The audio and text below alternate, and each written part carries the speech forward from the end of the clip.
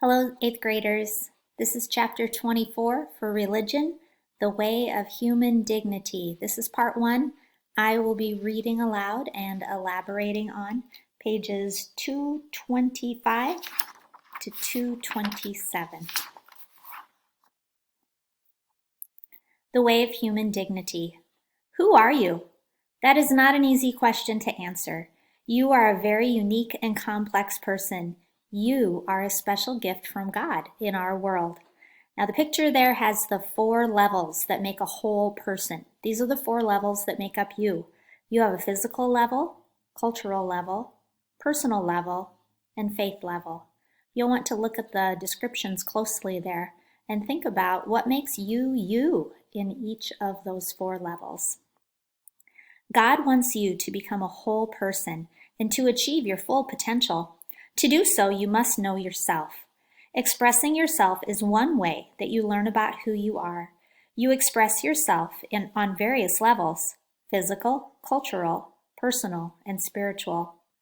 All of your relationships involve these 4 levels to some extent and involve many choices. When it comes to expressing yourself on these levels, you are faced with many choices.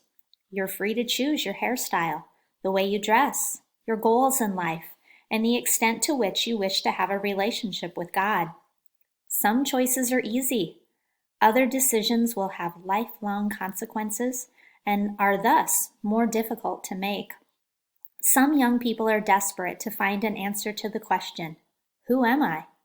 So they rush into sexual relationships, mistakenly thinking that a sexual relationship will answer this question for them.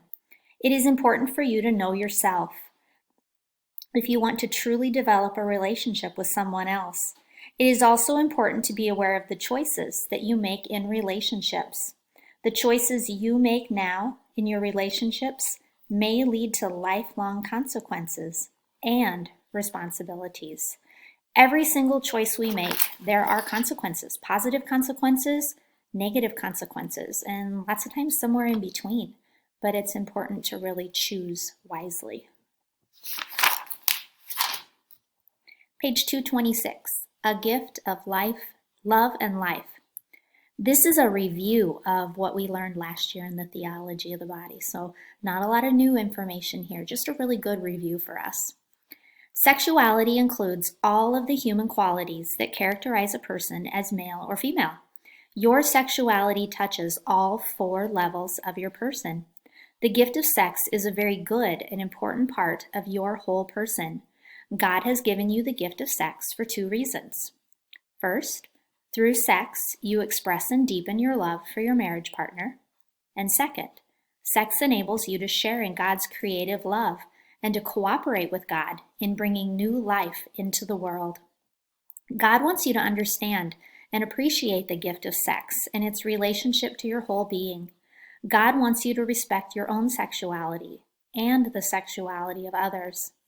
Men and women were created equal, but different. One sex is not better than the other, but each has its own strengths, weaknesses, and characteristics. Both sexes have dignity. Men and women are to acknowledge and accept their sexual identity. The 2 sexes complement or complete each other. They need each other. This is especially true in marriage. And our focus here in this chapter, the 6th and the 9th commandments. The 6th, you shall not commit adultery, and the 9th, you shall not covet your neighbor's wife. The 6th and 9th commandments protect love and family life.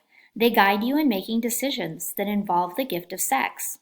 According to God's plan, this gift is to be used only in marriage. In marriage, one man and one woman vow to love only each other in a special way until death. They make a total, free, and permanent gift of themselves to each other. They celebrate their love by acts that give pleasure to each other and that may produce a new human being in whom their individual traits are united forever. Sexual love is the language, the expression of their total self-giving and their permanent commitment. This is why sex outside of marriage is seriously sinful. It does not have the tremendous meaning that God intended for sex. In particular, adultery, which is unfaithfulness on the part of a husband or a wife, is very wrong and against the laws of God and the church. In adultery, a person gives to another person the special love promised only to his or her marriage partner. Adultery is a sin against love, against vows, and against the partner who has given himself or herself completely to the other. The essentials of marriage. Because marriage establishes a man and a woman in a public state of life in the church, it is best if the wedding is public, within the liturgy, and before the priest, or witnesses authorized by the church, the witnesses, and the faithful. The three basic characteristics of true marriage are unity, permanency, and openness to conceiving children. In view of these, polygamy, having more than one spouse, is wrong. Divorce and remarriage while one's lawful spouse is still living is not permitted in the Catholic Church. Divorced and remarried Catholics still belong to the Church, but they cannot receive Holy Communion unless they have received an annulment. An annulment is a declaration that the marriage was not valid and sacramental in the first place because an essential element for marriage was missing. If the Church decides that an annulment is in order, then the person is free to marry again and to receive Holy Communion. It's really important to take a look at, family members that we have, grandparents, great-grandparents, because they show these essentials of marriage. Just think about your grandparents.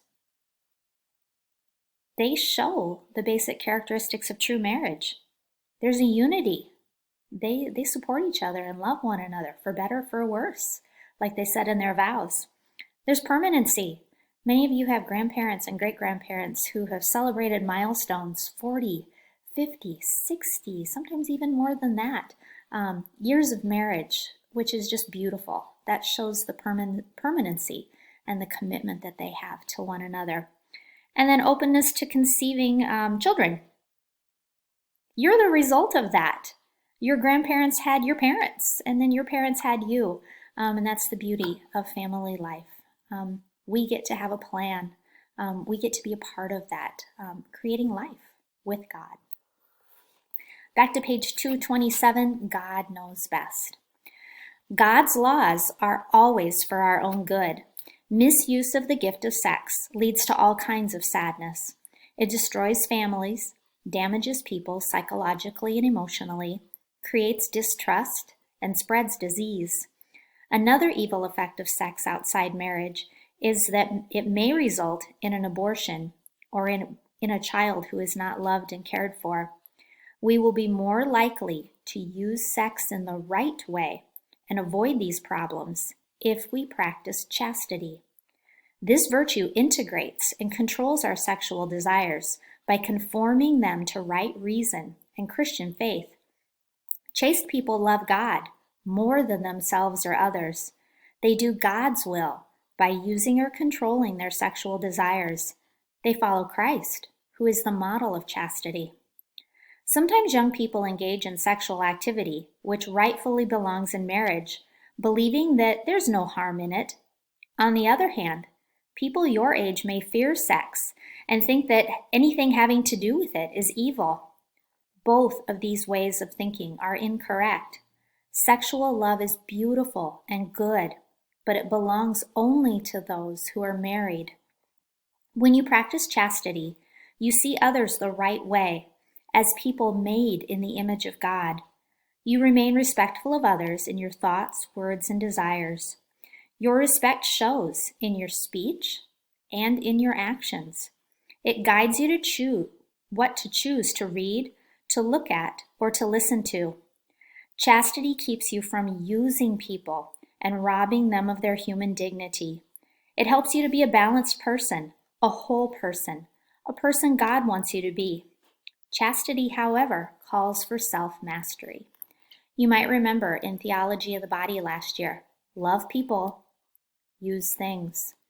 Many people in society have that turned around, sadly. Love people, use things. The Sacrament of Matrimony. The Bible begins with God creating Adam and Eve in his likeness and telling them to be fruitful and multiply. Their love for each other is an image of the love God has for us. Whenever the authors of the Old Testament wanted to show how beautiful was the relationship between the Israelites and their God, they would often compare it to a marriage. In marriage, a man and a woman become one flesh in a union that cannot be broken. Marriage is a vocation that comes from the Holy Spirit, who calls the couple together. While it is their personal commitment to each other, it is also a commitment to build up the people of God. For this reason, the sacrament of matrimony is called a sacrament at the service of communion. The husband and wife are the ministers of the sacrament to each other. The priest or the deacon is there as a witness for the church. In the sacrament of matrimony, the man and woman must both want to marry, must both promise to remain faithful to each other for life, and must both be open to having children.